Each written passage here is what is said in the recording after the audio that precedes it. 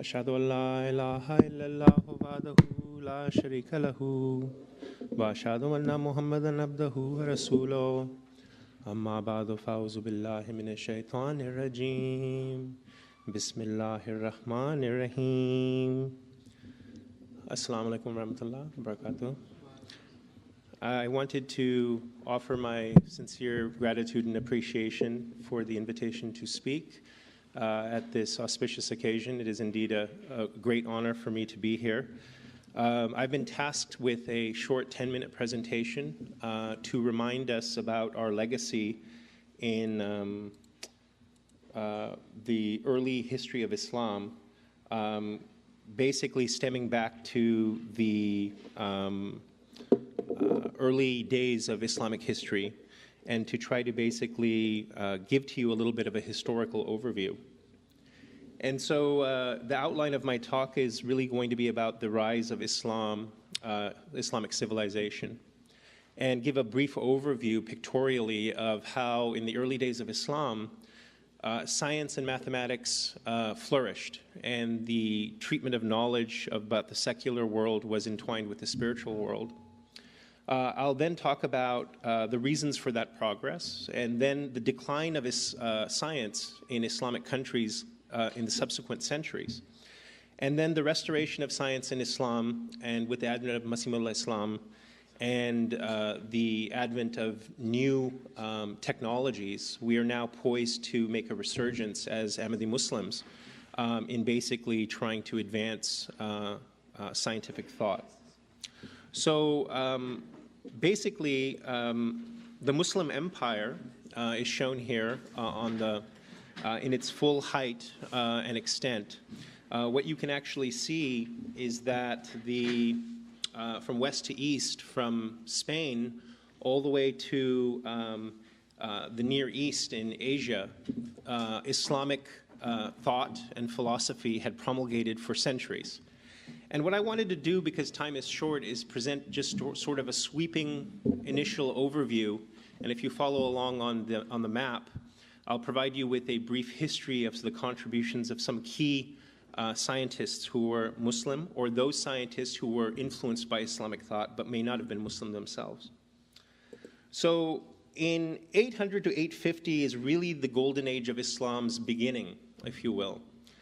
And here you see on the map that we had three scholars, Al-Khwarizmi, Al-Kindi, and Al-Jahiz, who in various cities in Basra, in Kufa, in Khiva, in places in Iraq, and in other areas in the Central Asian community, there were major civilized discussions and discourses. People from all over the world would flock to these places by foot, by caravan, through trade routes.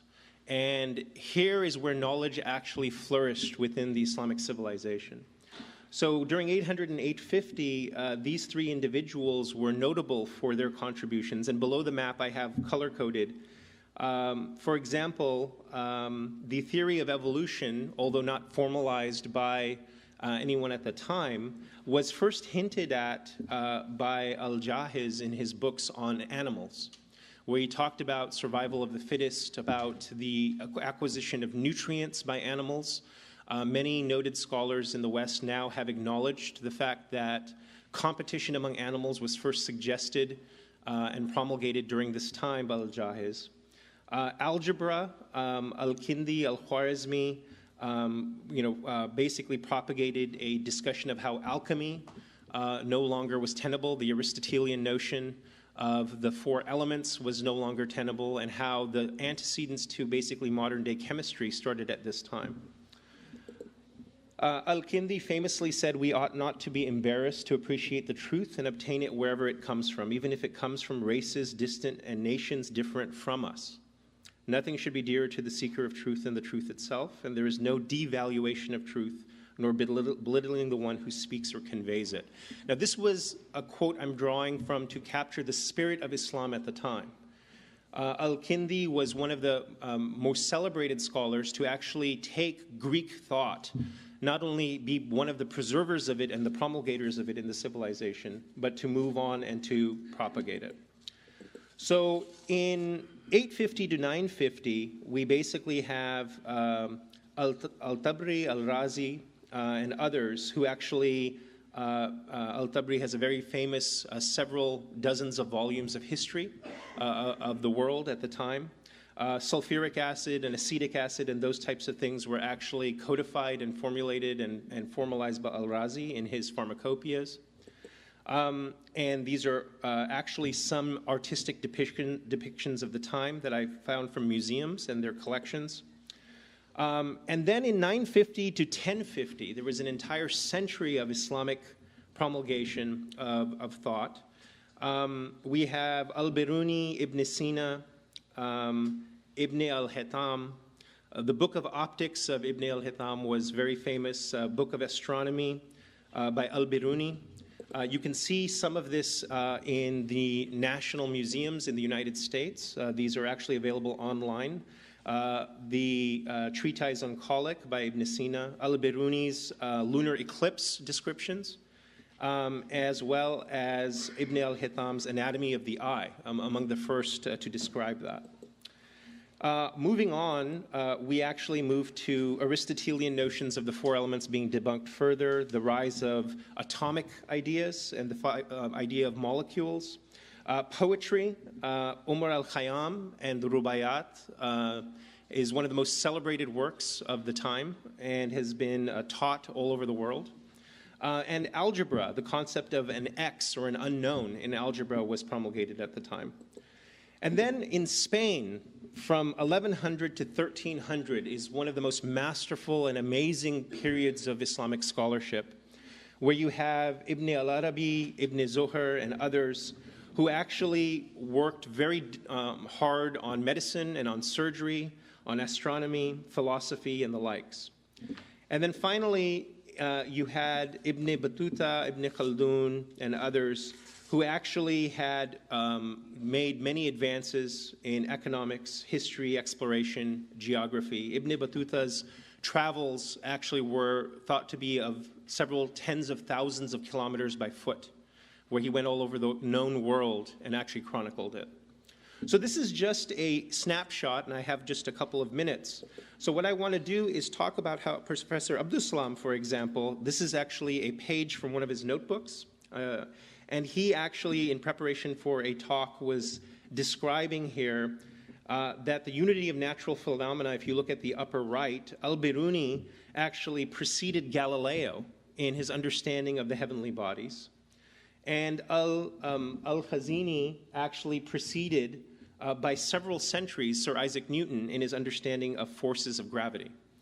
And so Professor Abdus Salam himself served as a role model to invite all of us as Ahmadi Muslims to go back into our history of Islam and realize that a lot of these discoveries had actually been made prior to the discoveries made by Western civilization.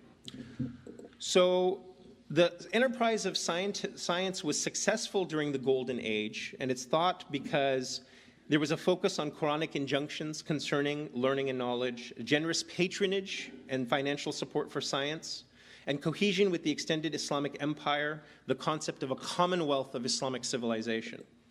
The decline, however, in Islamic nations is highlighted in Surah Takwir. Allah Ta'ala says, when the sun is folded up and the stars are obscured. And Hazrat Khalifatul Masih al-Rabi, Rahmatullah alayh, actually in his Revelation, Rationality, Knowledge and Truth, magnum opus, actually described this by saying, when the sun is described as having ceased to shed light, it clearly speaks of the decline of Islam. Because the Holy Prophet ﷺ was its living symbol, and the obscurity of stars by the same logic refers to an age when the Muslim divines would cease to reflect the light of Islam. And this is actually now true if you actually look at the decline of the scientific enterprise in Islamic nations today. Dr. Pervez Hoodboy, who actually was a friend and scholar at the time of Professor Abdus Salam, very much influenced by him, actually in an essay talked about scientific output, publications, funding, and education in Islamic countries. And the journal Nature in 2006 published, if you actually look at the number of scientific articles published per year by Islamic countries, Turkey and Egypt and Iran have a few thousand publications, but all of the other Islamic countries listed have fewer than 500 per year. And this is very, very demoralizing for Islamic countries. The science funding, the patronage that early Islamic civilization enjoyed, is basically one of those causes for this decline. You can see that the countries with the highest income, that notice the peak in red there, that peak right next to it on the lower right is the amount of GDP that they actually spend on science and technology.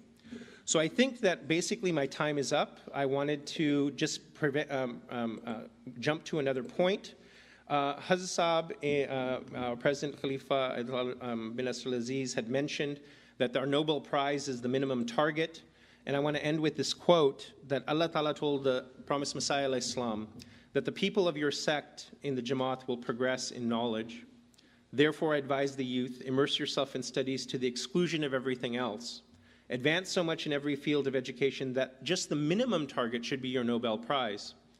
That requires hard work over a long period. When nations want to develop and progress, as they did in early Islam, they make plans on a long-term basis.